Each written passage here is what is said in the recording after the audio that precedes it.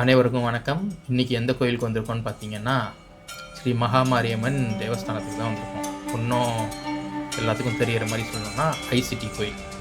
வாங்க இந்த கோயில் உள்ளார எப்படி இருக்குன்னு போய் பார்க்கலாம்.